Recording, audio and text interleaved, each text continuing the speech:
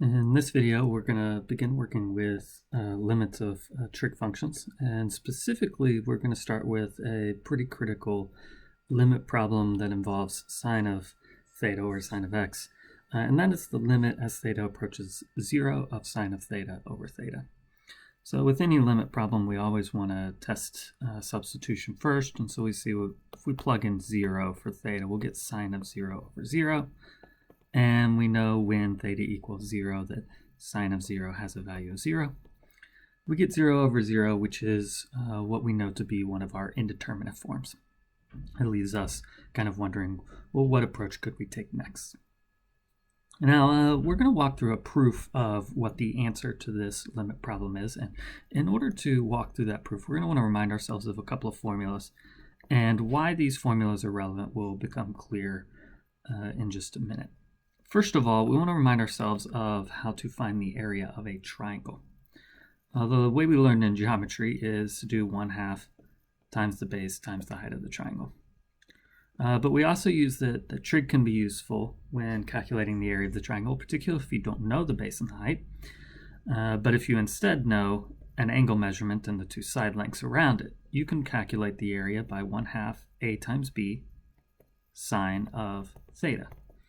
A and B being the two side lengths of the triangle that are adjacent to theta. We also want to remember how to calculate the area of a sector. And in geometry, you learn this to be the area of the circle times the portion of the circle represented by your sector, or your angle, divided by, in geometry, it would have been over 360, but since we're measuring angles in terms of radians, we want to use the radian degree, or the radian angle value of a circle, which is 2 pi. And this simplifies, the pi's cancel out, we get theta r squared over 2. So we're going to use all three of these formulas as we try and think through a way to discuss this particular limit problem. So sine of theta makes us think unit circle. So we have a unit circle over here, and what we're going to do is we're going to set up a few different areas on this unit circle and talk about how to calculate them and how they are related to each other. The first area that we're going to calculate is the area of the triangle that's formed by the two radiuses and the line that connects 1, 0 and wherever our line intersects the unit circle. We are in a unit circle, so we know that the radiuses are both a value of 1. And we're going to find that this sine area formula is going to be the most useful for finding the area of region 1. So we'll call this area of region 1 is equal to 1/2 a times b, which is 1, sine of theta, or sine of theta over 2. And next we're going to look at an area of a sector, particularly the sector, again, formed by our theta. And we can see that that sector is the area of that triangle plus this little bit of a sliver. So it's going to be slightly bigger than that triangle. And we can calculate it using our area of a sector formula. Theta times our radius squared. Our radius is 1 divided by 2. Theta over 2 is the area of region 2. The third area that we're going to calculate is going to be the area formed when we draw a line tangent to the circle at the point 1, 0. And you'll remember from geometry, hopefully, that when you draw a tangent to a circle, that it's going to be perpendicular to the radius, creating a right triangle for us. And we're going to call that region 3. Now, to find the area of region 3, we're going to go back and rely on our geometry formula for triangles 1/2 base times height. We know that the base has a length of 1, that's the radius. So the question then, what is the height? And right triangle trig is going to help us here. If I wanted to calculate h, I'm going to use tangent because I know the adjacent side is 1 and we're solving for the opposite side. So tangent of theta is going to be equal to the length of side length that we're now calling h divided by 1, or h is equal to tan theta. So now we know the base and the height of triangle 3. So area 3 is equal to 1/2 times the base, which is 1, times the height, which is tan theta. Now, the reason this winds up being useful is because we know the relationship between all three of these areas. Specifically, we know that the area of 1 will be less than or equal to the area of triangle 2, or sector, region 2, which was a sector, and it's less than or equal to the area of 3, which was our third triangle, our second triangle. The reason I'm using less than or equal to is because you can imagine as theta gets smaller and smaller and smaller, these areas are all going to get closer and closer and closer to each other, and eventually, if theta equaled 0, would be 0. So, using our area formulas, we can set this up now. We know that sine of theta over 2 is going to be less than or equal to theta over 2, which is less than or equal to tan theta over 2. And we just multiply the inequality by 2 to get rid of the fractions, leaving us sine of theta is less than or equal to theta. It's less than or equal to tangent of theta.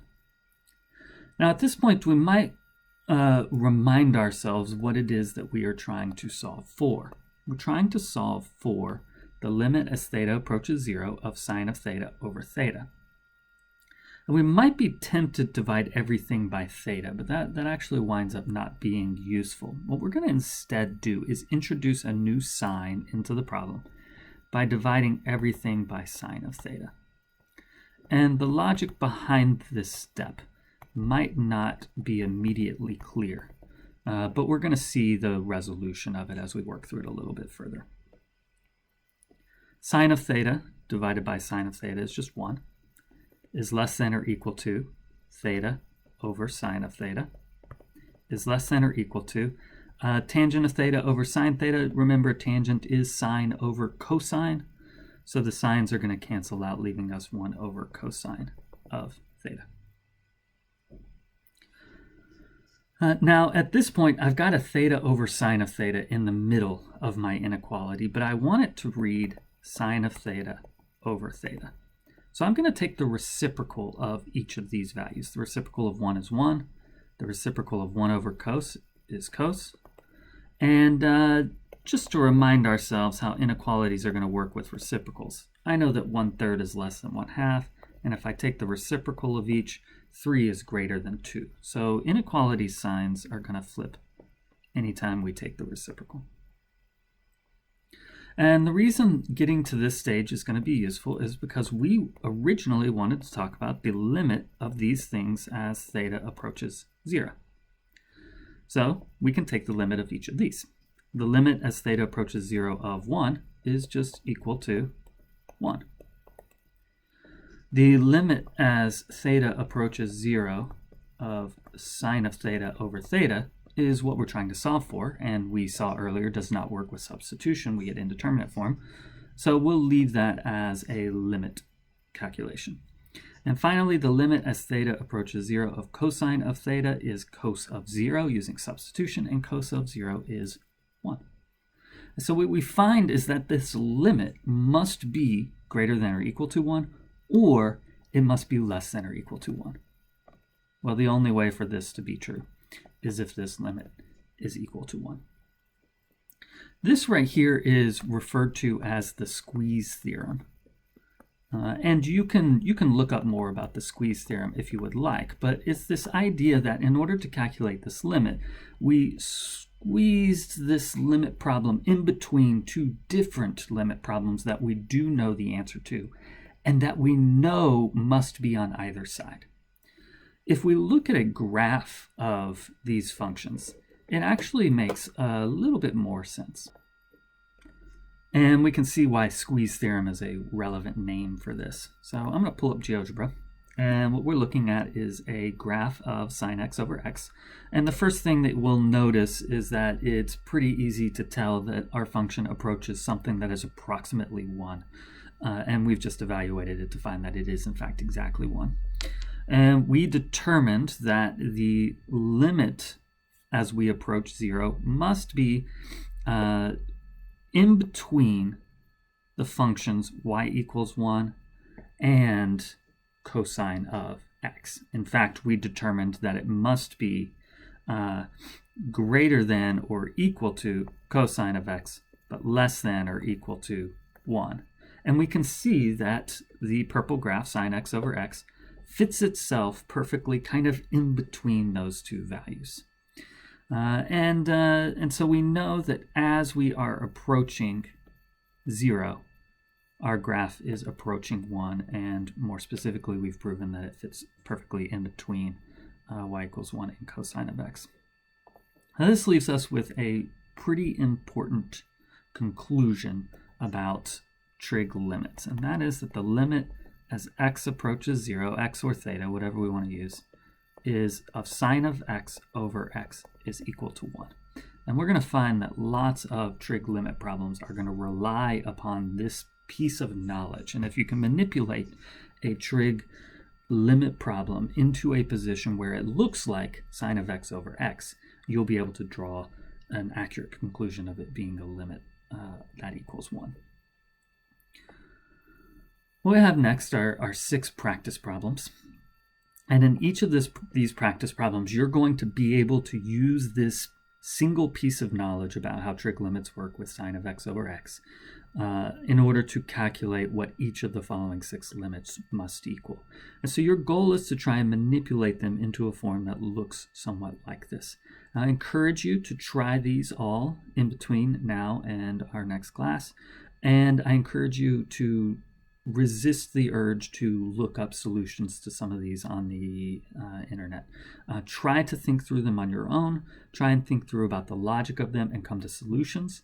And in class next time, we will talk about how to approach each of these and how we can use this major insight into trig limits in order to solve the limits as seen below.